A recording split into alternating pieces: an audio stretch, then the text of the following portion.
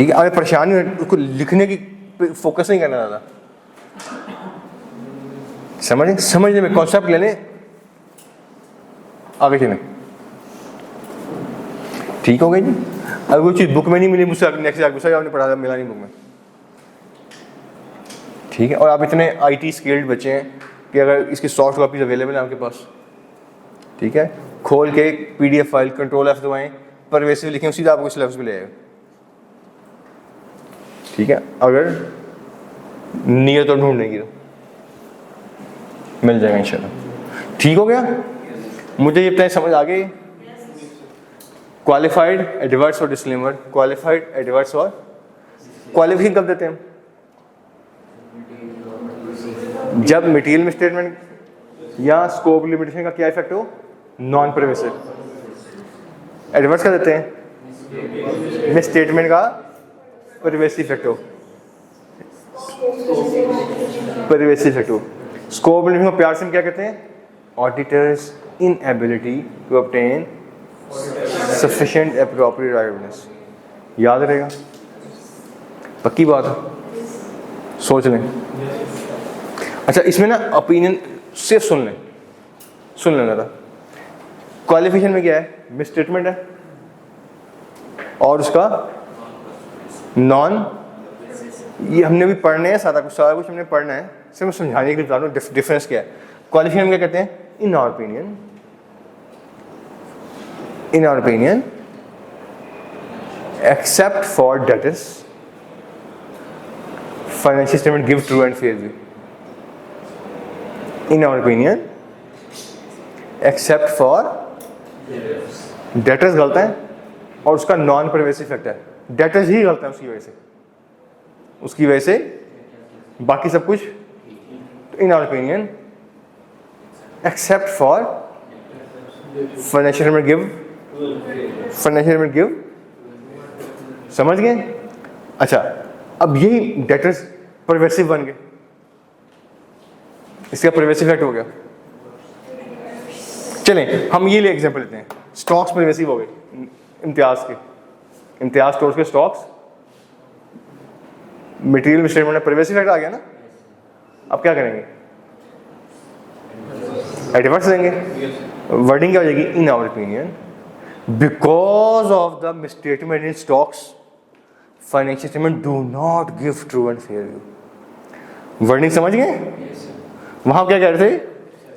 In our opinion except for, चलिए except for stocks कर लेते हैं, except for stocks of Niagara mills financial give, कि stocks गलत है बाकी सब कुछ। यही वर्ड्स बता रहे ना, ये कौन सी रिपोर्ट है? एडवर्स में क्या हुआ? In our opinion. अब लोगों को तो बताना है कि परवेसिव इफेक्ट है। परवेसिव तो मैंने आपने पढ़ा हुआ ना, हम तो प्रोफेशन के बच्चे हैं, स्टूडेंट्स हैं। रिपोर्ट तो डॉक्टर्स भी पढ़ रहे हैं, आपकी रिपोर्ट तो इंजीनियर ने भी पढ़नी है, उसने तो परवेसिव नहीं पढ़ा हुआ, नहीं पढ़ा हुआ ना। In our opinion because of the significance of the matter of the misstatement in stocks financial statement, किस गलती किसमें है? आप क्या कह रहे हैं? इस गलती की वजह से सारे के सारे financial statement do not give. समझ गए? याद रहेगा डिफरेंस? अच्छा, अब क्या आ गया? Scope limitation. आप मिसस्टेटमेंट गलती नहीं है, अब आपको एविडेंस नहीं मिला, मसला क्या है? एविडेंस नहीं मिला ना। यहां पे क्या हुआ? स्कोप नहीं होता, एविडेंस नहीं मिला आपको किसी वजह से, ऐसे ही है ना। तीन तरह से नहीं मिल सकता, impose by management, impose by circumstances और नेचर एंड टाइमिंग ऑफ। अभी आपने पढ़ भी लिया, उसको पढ़ लिया ना, बोले यार, ठीक है। इफेक्ट क्या है इसका? तो आप क्या करें? In our opinion except for this financial में give true and fair view. मैं डेटर्स का ऑडिट नहीं कर सका और उसका इफेक्ट नॉन परवेसिव है, बाकी सब कुछ ठीक है, यही कहेंगे ना हम। अगर बिल्कुल लेमैन लैंग्वेज में बात करें, यही रिपोर्ट देंगे, ऐसी है ना। अच्छा, अगर स्कोप लिमिटेशन हो और प्राइवेसी इफेक्ट हो, डिस्क्लेमर। ऐसे ही है ना, जैसे इम्तियाज़ को या अल्फत स्टोर्स का ऑडिट करने जाएं, वो कहीं स्टॉक्स का ऑडिट नहीं करना आपने, स्टॉक ऑफ एविडेंस नहीं आपको, तब क्या कहेंगे? स्कोप लिमिटेशन है और इसका नॉन प्राइवेसी इफेक्ट है। कौन सी रिपोर्ट जाएगी? डिस्क्लेमर का होता है कि हम ओपिनियन दे ही नहीं रहे, ठीक है। आप क्या लिखेंगे? Because of the problem in stocks, जो भी इशू है स्टॉक में, because of the auditor's inability to obtain sufficient appropriate evidence, we are not giving any opinion on the financial statement of Alfaz stores. क्या ओपिनियन ऑडिटर कर नहीं सके? Audit तो समझ गए ना? अच्छा, अगर इस बैलेंस शीट में स्टॉक्स को ऑडिट नहीं कर सके तो किया गया यही है ना? तो आप कहते हैं स्टॉक का ऑडिट नहीं एविडेंस में ले सका, तो सोचा मैंने एविडेंस पूरे लिए ही नहीं है। आप क्या कहते हैं? I am unable to give any opinion, I cannot give any opinion, why? Because of the significance of the matter disclose in. समझ गए? याद रहेगा। इसकी प्रैक्टिस हम कल करेंगे इंशाल्लाह डिटेल में। इसकी प्रैक्टिस हम कल, मैं दोबारा इन वर्ड से परेशान नहीं होगा, समझना है तो अभी हमने पढ़े ही नहीं, अभी पढ़ने हैं हमने, ठीक हो गया? कोई मसला नहीं आता, 10 सेकंड ले लें, 15 सेकंड ले, सोच लें, मसला मुझे बताएं।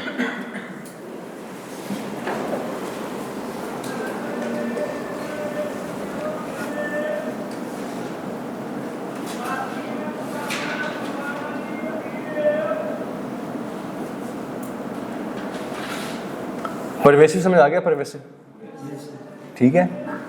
मिस स्टेटमेंट समझ आ गया? मटेरियलिटी भी, स्कोप लिमिटेशन भी, ठीक है।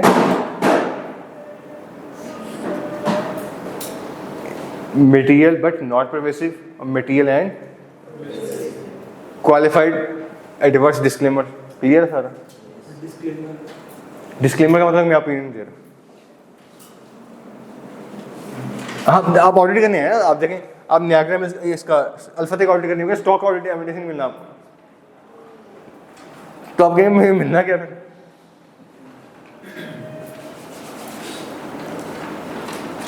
मैं भी किया क्या मैंने भाई यहाँ पे?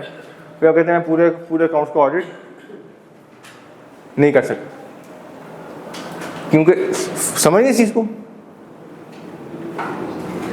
इसकी प्रैक्टिस में आपको कल कराऊंगा इंशाल्लाह, ताकि आपको कुछ थोड़ी सी चीज़ें हजम हो जाएं कल तक, ठीक है? क्लियर है जी? कोई इशू? समझ आ रही चीज़ें? चलें आगे।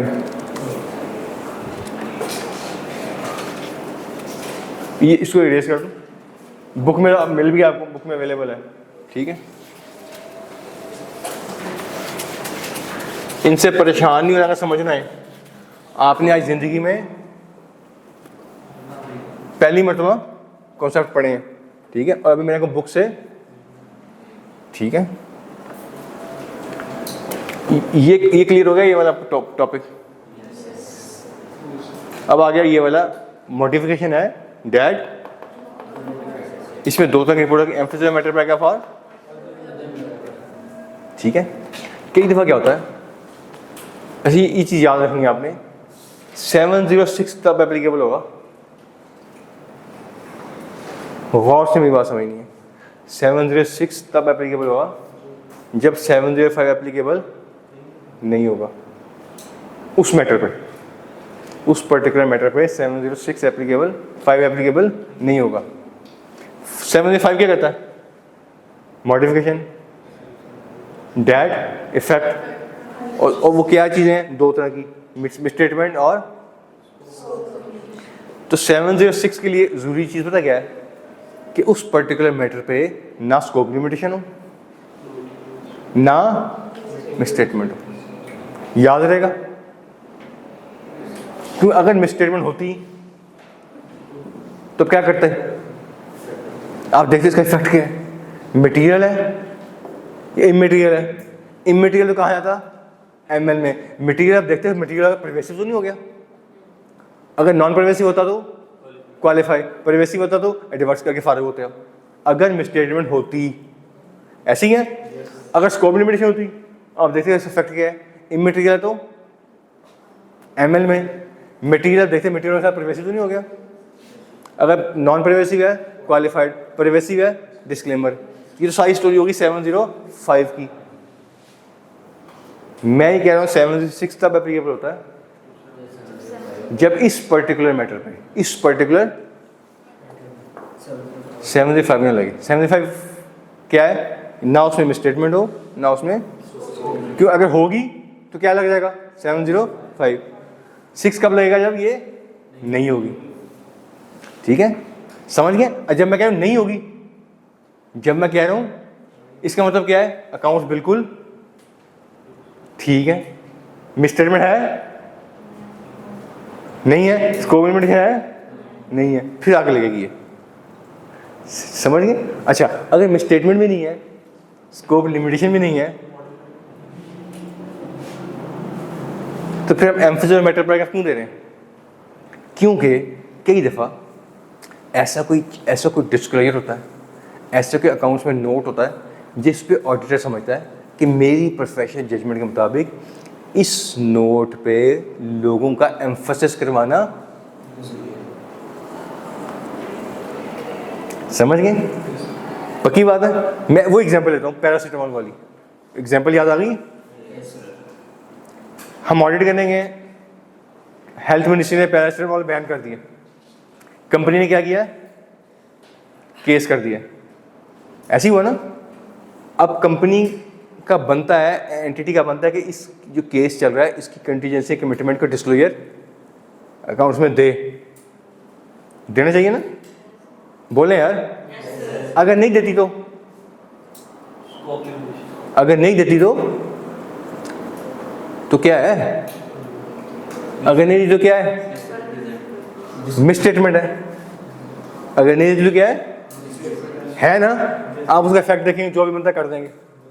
अच्छा, अगर डिस्क्लोजर ठीक दे दिया उन्होंने, अगर कंपनी ने डिस्क्लोजर बिल्कुल दे दिया कि ये हमारा केस चल रहा है हेल्थ मिनिस्ट्री के साथ, हम उसको परसू कर रहे हैं, फाइट कर रहे हैं, हमें उम्मीद है हम केस जीत जाएंगे, अब मिसस्टेटमेंट तो 705 निकल गया। ऑडिटर ये कहता है कि यार ये ठीक है, केस चल रहा है, डिस्क्लोजर भी, मिसस्टेटमेंट भी नहीं है, लेकिन अगर ये केस खिलाफ हो गया तो कंपनी का तो प्रोग्राम ऐसे ही होगा ना? कंपनी का प्रोग्राम तो मेरी जजमेंट के मुताबिक ऑल तो डिस्क्लोजर अप्रोप्रिएटली आ रहा है, बीइंग एन ऑडिटर मेरी रिस्पॉन्सिबिलिटी बनती है कि मैं इस पे लोगों का एम्फेसिस करवा दूं, लोगों का, ताकि लोग क्या करें, सारे काम छोड़ के पहले इस डिस्क्लोजर को पढ़ें कि यार केस चल रहा है इनका, पता नहीं क्या बनेगा, बिजनेस करना है कि नहीं करना इनके साथ, जॉब करनी कि नहीं करनी, यहाँ पे इनको लीज देनी कि नहीं देनी, इनसे लोन एग्रीमेंट करने कि नहीं करने। ये करने से पहले लोग ये नोट, ये डिस्क्लोजर क्या करें, पढ़ लें। आप देखें ना, एक बंदा है, इन्वेस्टर है, वो अपने ऑफिस में बैठा कॉफ़ी पी रहा है, साथ फाइनेंशियल स्टेटमेंट पढ़ रहा है, ऑडिट रिपोर्ट पढ़ रहा है, एकदम लिखा हुआ एम्फेसिस मैटर पड़ेगा, वो क्या करेगा? वो फौरन टेक छोड़ेगा, कॉफ़ी का कप क्या करेगा, फौरन उस नोट पे जाएगा कि क्या मसला है इसमें। तो यही ऑडिटर का काम था। क्या काम था उसका? एम्फेसिस करना। ऑल दो अकाउंट्स बिल्कुल मिसस्टेटमेंट नहीं आ रही, ऑडिटर ने क्या कर दिया, उस पर एम्फेसिस। समझ गए? आपका क्वेश्चन था ये, इसे कहते हैं एम्फेसिस ऑफ। बनता है ना, आप खुद बताएं, आप अकाउंटिंग स्टूडेंट हैं, क्या ये इतना इस डिस्प्ले पे बेशक ठीक डिस्प्ले दिया हुआ है, अगर कोई इस डिस्प्ले को ओमिट कर गया या उसको उतनी टेंशन ना दे सका, अब क्या करेगा? वो 3 दफा पढ़ेगा इसको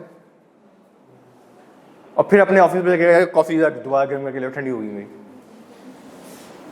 ठीक है ना? यही अब चार्ज है। क्या चार्ज है? कॉफी ठंडी हो इसकी क्या चार्ज है कि यार वो एम्फोसिस कर रहे हैं डिस्क्लोजर पे आगे, although that disclosure is appropriately presented in the financial statement, लेकिन आपके जजमेंट के मुताबिक आपने कहा नहीं यहाँ पे एम्फोसिस जरूरी है। समझ गए? एम्फोसिस मैटर क्लियर है? हम क्या करते हैं, मैंने आपको इसकी रिपोर्ट बता दी, in our opinion except of stocks financial में गिव टू एंड फेयर, यही पढ़ा ना हमने। In our opinion because of the significance matter financial में do not, in our opinion we do not give any opinion because of the significance of the matter. ठीक है, यहाँ पे हम क्या लिखते हैं? नहीं, यहाँ पे हम कहते हैं, सुने जरा, एम्फोसिस मैटर पर हम क्या करते हैं, we draw the attention of the users to note number 26 of the financial statement, जिसमें ये मसला हो गया। एम्फोसिस करवा दिया? समझ गए? पक्की बात है? एम्फोसिस हो गया, क्लियर है? इसमें भी एम्फोसिस ही है, इसमें भी मैं कल डिटेल में पढ़ाऊंगा इसको, लेकिन इसका ताल्लुक, इस एम्फोसिस का ताल्लुक फाइनेंशियल स्टेटमेंट से नहीं होता, इसका ताल्लुक किससे होता है? बस ये फर्क है दोनों में। समझ गए? कपत्ती नंद होती है, नंद कपत्ती, ठीक है, और शौहर अपनी बीवी के लिए गिफ्ट लेके आए ना, सूट लेके आए, वो सास को क्या कहती है? बीवी के लिए सूट लेके आया। झूठ बोला उसने, एम्फोसिस करवा दिया।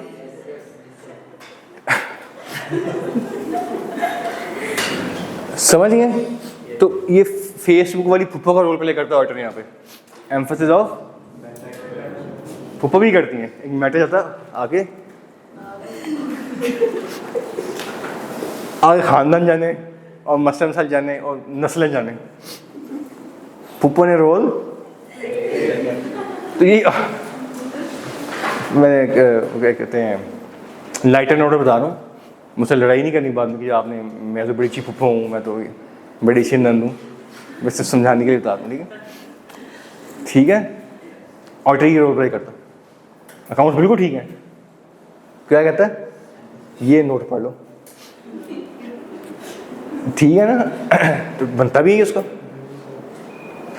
ठीक है, यहाँ पे भी मसला कोई नहीं है, वो कहता है इस चीज़ पे एम्फोसिस कर लो। इन दोनों में फ़र्क क्या है? इसमें वो एम्फोसिस करवाता है फाइनेंशियल स्टेटमेंट में किसी नोट पे, यहाँ पे एम्फोसिस करवाता है अदर देन फाइनेंशियल स्टेटमेंट किसी नोट पे। ठीक है जी।